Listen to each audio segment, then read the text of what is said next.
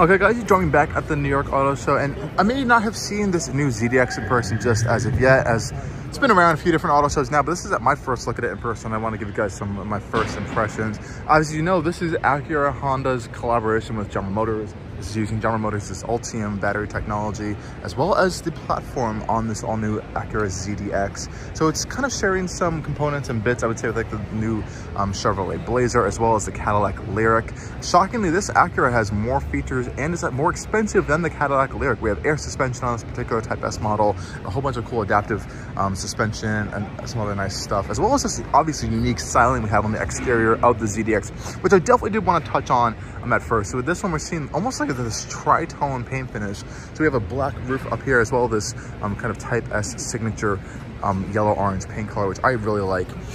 We can also see a contrasting kind of silver lower area to kind of separate up the body lines, and I do kind of like this unique front end fascia design here. We have these signature LED running lights up here, which are this Apex style design, and new for Acura is actually a full-on glowing illuminated grille design, which you can see kind of here outlined here in this kind of Acura crest.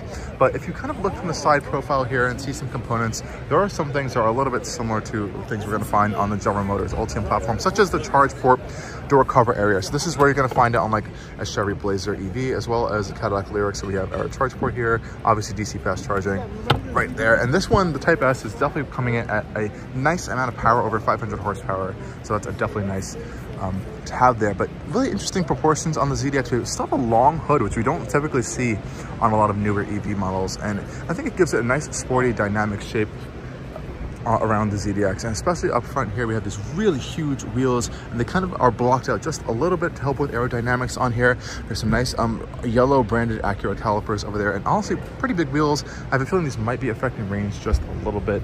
A really cool kind of C-pillar design here where it kind of floats back into the rear of the ZDX, and out back here we can kind of see that Apex taillight design that's carried over from the front end. Interesting badging over here. We have ZDX E, so I guess this is what Acura should be using for their, I guess, EVs going forward. Not too sure, I'm a big fan of that. It's kind of similar to what Honda is doing as well. Back here we can kind of see, again, this three-dimensional shaped Apex style taillight design. Very clean rear fascia.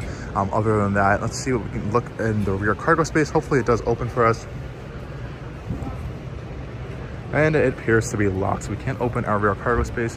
We can also see a camera up here for our digital rear view mirror, as well as a nice little rear wiper, which some manufacturers are actually excluding a lot these days, which is a little bit unfortunate.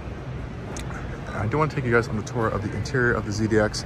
So we have a nice blacked out contrast roof. This one also does have a nice big panoramic glass roof as well. Coming into the rear door section of the ZDX, we can see we have a very GM-like way to open up your doors, is these touch buttons instead of capacitive touch behind the doors handles. Back here we can see we have a white orchid style leather interior, Bang Olufsen audio system on this new Acura. And this is a nice real metal trim on the side door panel here. It feels very premium.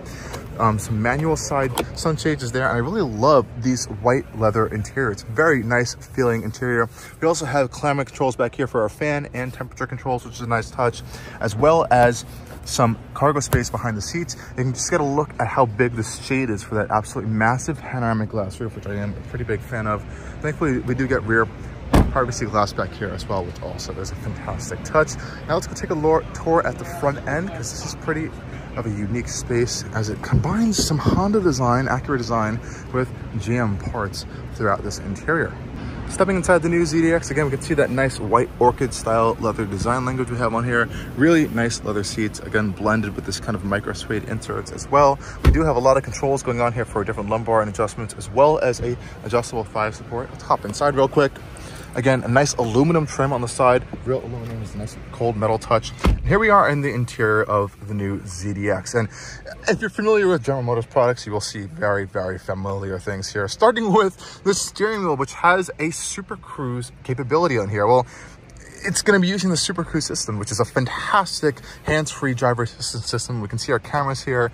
Also, these stalks are lifted straight out of the GM parts bin, as well as the steering wheel design and all the buttons on the steering wheel.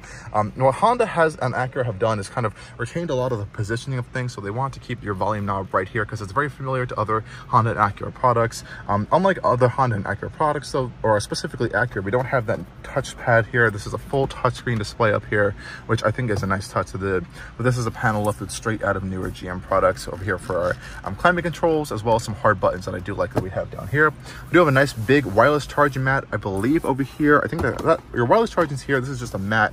I wish there was some kind of storage over here. It's just a little bit of a strange space. So we do have a nice big open cubby underneath there, 2 cup holders here, as well as our, of course, a digital cluster, and it's a huge heads-up display up there, which is a pretty nice touch. Again, quality in here is actually quite nice. I really like these new Bang Olufsen speaker grills for the interior of an Acura product. I think it is stepping things up a little bit. It doesn't feel as, I would say, opulent and luxurious as something you're going to find in the Cadillac Lyriq, but it's definitely a unique take. And I'm surprised that Acura and I guess GM, when I guess developing this vehicle, chose to give this thing a little bit more features than a Lyriq in terms of that suspension, more advanced suspension and handling dynamics. So remember, there is a more performance-oriented Lyriq coming with a huge cubby open here for storage, which actually is very impressive. Some EVs skimp on storage over there.